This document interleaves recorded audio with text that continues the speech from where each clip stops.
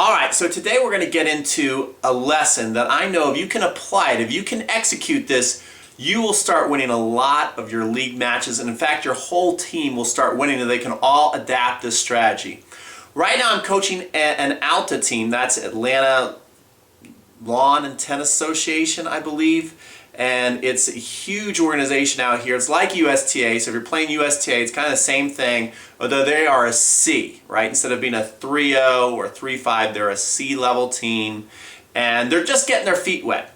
And so if they can execute this basic strategy we're going to go through, they're going to start winning a lot more matches. Okay, so this is what I'm going to kind of give them as a message, and then also you out there, you can apply it. You're going to start winning a lot more matches. Now this is probably going to be the worst diagram you've ever seen drawn out. It's certainly not as nice as that guy from Fuzzy Yellow Balls. He's got really cool diagram. This kind of stinks, but the lesson is really cool. So right here I've got my tennis court, okay? And the basic winning strategy, now coaches for the most part, they're always telling teams that doubles is won at the net, okay? You win at the net, both people win at the net. And yes, if you're watching the Bryan brothers and things like that, they win a lot of their points with two people at the net, okay? But you know, I think we kind of force this way too hard on our league players, and it ends up being very counterproductive for a number of reasons. Number one is the people you're playing against, the people you're playing against, lots of times they don't even have control over the ball. They don't even know where it's going. Maybe you don't know where it's going. And so the ball tends to go, in general, really high, and you ended up getting lobbed over, okay? And then the point's over, and you and your partner look at each other going, why are we winning? You know, our coach says we both have to get to the net. So what I like is a strategy of one up and one back, right? You got one person here, they've got to take care of business. Then you got one person back at the baseline. That's how I think you should play up until about the 3-5 level. Then you can start getting with both people up and start experiencing a lot of success. But if you're like a 2-5, 3-0, C-level ALTA player, it's going to be very hard for you to win a lot of points with both of you at the net. Not saying that you can't win some points or you should never have both of you go at the net. But I think in general you want your strategy to be one back here, one up here, and so you're playing this team and they're probably in the same formation. So what are the keys for you to win this match? Okay, well first of all, this person right here, you've got to develop your skill of being very consistent. And I say, if you could just make 3 balls, just 3 balls in a row, cross court, okay? Cross court, that you are going to win a lot of points for you and your teammate. What you don't want to do, and what I see too many people do, is that this person, the O person, starts to come forward, and then this person hits up the line, and then you end up losing too many points. So what you want to do is just be very disciplined. As a team, you guys want to work to where if you're back at the baseline, you're hitting cross court, and then what we're hoping for is that this net person, or this baseliner, sorry, is going to hit to our net person.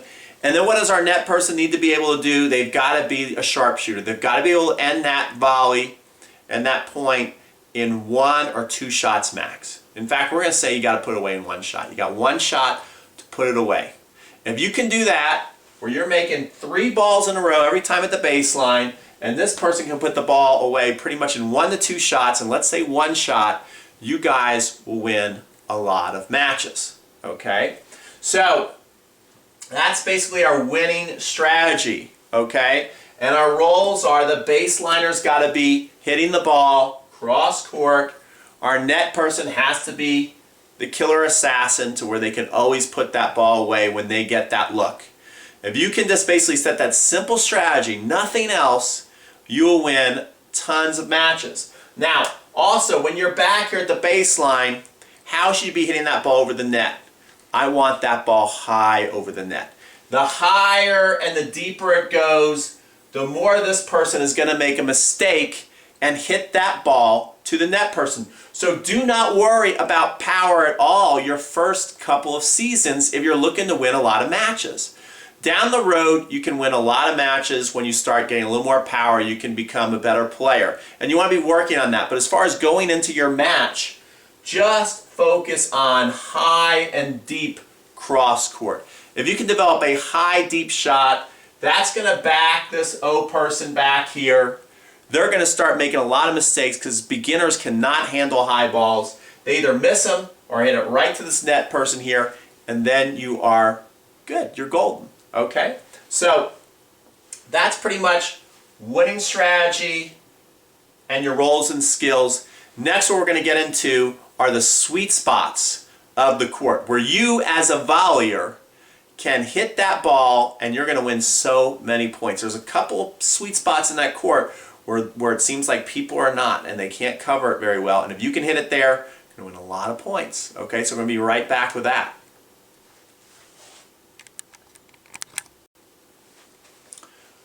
Okay, so we're back, and now we're going to look at the sweet spots of the court. If you're on this side, if you're the net person here, that's who we're going to coach to win points. So what you're looking is you're hoping your partner can keep that ball cross court. Okay, let's say they do that successfully, and eventually you're going to get a ball that's hit down the line. Another thing also, just so you know, I want you to be active. I want you to kind of be dancing this way and that way as they're getting ready to hit the shot. Make them think about you. Just don't be a statue up there, you know, waiting for your ball to come. The more you move, okay, the more of a chance they're going to make a mistake and hit to you, because they're going to try and, you know, cross you up and hit down the line. They're going to be tempted to go there if they see you kind of moving around there, okay? Plus, they're going to make a lot more mistakes. But, okay, so the ball has come to you. Now, here are the sweet spots of the court. Number one, this is my favorite, especially if it's hit to your outside wing. If it comes and the ball's right around here, okay, can you see that ball? If the ball's right around here, your best sweet spot is to take the ball right through the middle, okay? This is a great sweet spot. Awesome, awesome sweet spot. Okay, this is probably the number one sweet spot. That's why I put it first. No one's ever there in the middle. If you can get really good at volleying the ball there, you're going to be in great shape. Okay? Another great sweet spot is, let's say the ball comes out here. Okay? Your two sweet spots. If you're stretching a little bit, I like the sweet spot to kind of be hit out that way. Okay? Not necessarily to the net person, kind of going off the court.